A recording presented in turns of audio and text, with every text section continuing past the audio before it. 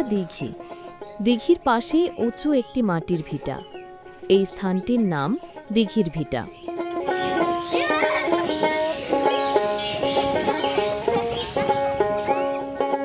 দিঘির ভিটায় পাশাপাশি দাঁড়িয়ে আছে কালের সাক্ষী ছোট বড় 3টি বটগাছ।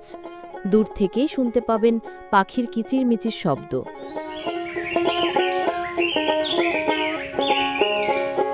প্রকৃতির মাঝে সবুজের এই মুগ্ধতা উপভোগ করতে প্রতিদিন এখানে আসেন শত শত দর্শনার্থী। স্থানটি ইতোমধ্যে অনেকের কাছেই বেশ পরিচিত হয়ে উঠেছে।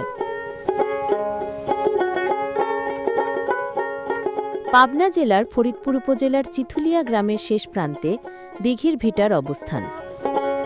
চারিদিকে পানি, মাঝখানে একটা ভিটা। এই ভিটা দেখার জন্য মানুষ প্রতিদিন অনেক মানুষই এখানে ভিড় জমায়।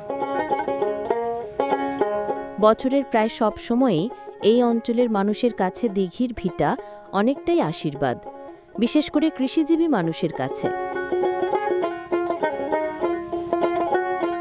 দিঘির ভিটার চারদিকে খোলা মাঠে চাষ হয় দেশের প্রধান অর্থকারী ফসল ধান।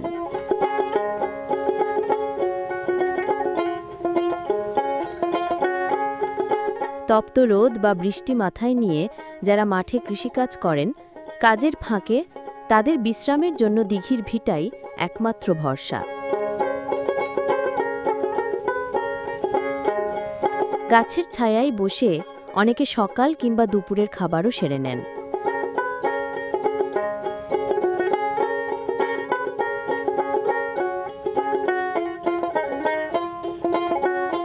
ধান রোপণ থেকে শুরু করে কাটা পর্যন্ত দিঘির ভিটা কৃষকের কাছে যেন এক স্বর্গছায়া।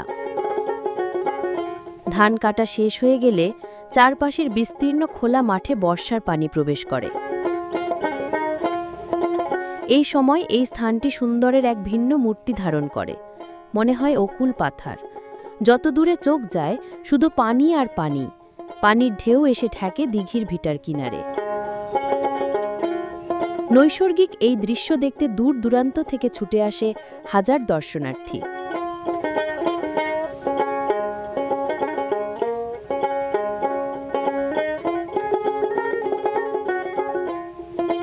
কয়েক বছর হলো এই স্থানটি বিনোদন প্রেমীদের কাছে দর্শনীয় স্থান বা পিকনিক স্পট হয়ে উঠেছে।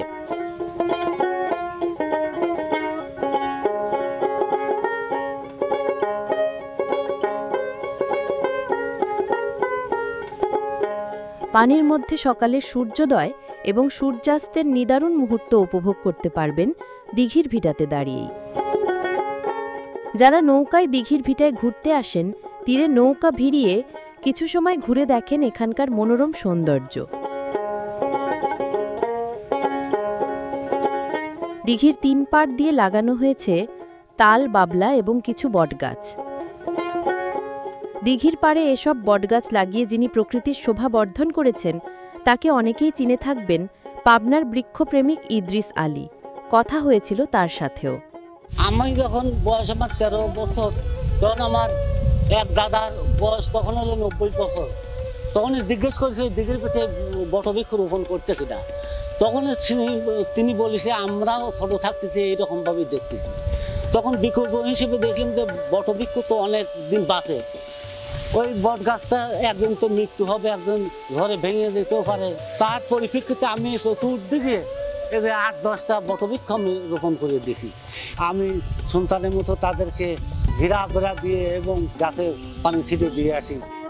দিঘির পশ্চিম পাড়ের এক কর্নারে একটা গোলবেদির ওপর বসানো হয়েছে একটি ছাতা।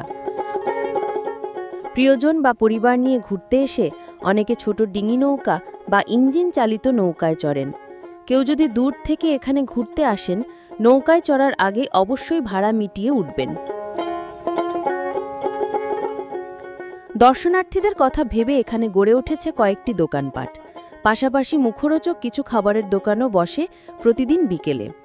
তারা জানায়, সপ্তাহের অন্যান্য দিনের তুলনায় প্রতি শুক্রবার এখানে বেশি মানুষ ঘুরতে আসেন, ফলে এসব দিনে বেশি বেচা বিক্রি হয়। মনে করেন যে আদারওয়াইজ দিনগুলোতে দেখা যায় যে 2000, 4000, 5000 এমন। আর বৃহস্পতিবার, শুক্রবার, শনিবার এই 3টে দিন দেখা যায় যে অনেক লোকের সমাগম ঘটে। 5-10 হাজার, 15 হাজার একদিন একদম এখানে জায়গা দেওয়া মানে হয়ে যায়। স্থানীয়দের দাবি, দূর থেকে এখানে ঘুরতে এসে অনেকেই পড়তে হয় নানা বিড়ম্বনায়।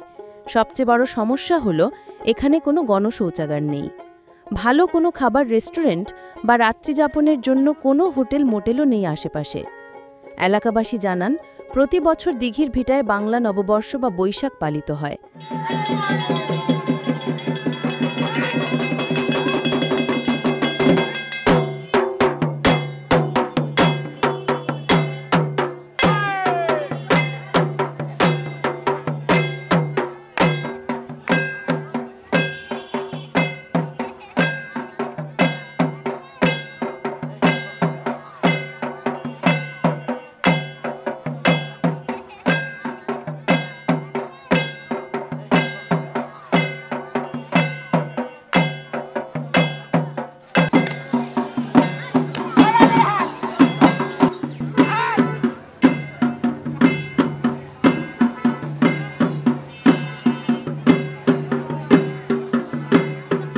দিঘির ভিটাকে কেন্দ্র করে রয়েছে কিছু বাণিজ্যিক সম্ভাবনা।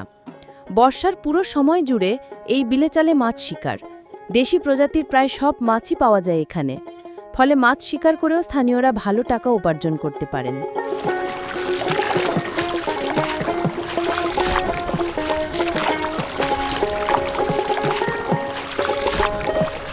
বিলে অনেক রকম মাছ পাওয়া যায়, পুঁটি, গুছি, বাইলে মাছ, ট্যাংরা, পুঁটি, আরও বড় মাছ পাওয়া যায়, শোল, টাকি, অনেক রকমের মাছ পাওয়া যায়। লওলা, এবার বিলে বেশিরভাগ দেখা যাচ্ছে বোয়াল মাছটা বেশি। এই বিলের যত সব মাছ পাওয়া যায় তার কিছু স্থানীয় বাজারগুলোতে পাওয়া গেলেও বেশিরভাগ চলে যায় জেলা শহরের বাজারগুলোতে। এই মাছগুলো বিভিন্ন ডিস্ট্রিক্টে যায়, সিরাজগঞ্জে যায়, পাবনা সদরে যায়, কুষ্টিয়া যায়, ঈশ্বরদী যায়, আপনার হলো তারাস, বিভিন্ন জায়গায়। ওইখানে একটা শুনি নাকি আড়ত আছে, এই মাছটা ওইখানে চলে যায়। কিন্তু এইখানে একটা আড়ত হইলে আমার বোধহয় ভালো হতো, কারণ সবাই এখান থেকে এই মাছটা ক্রয় করতে পারো।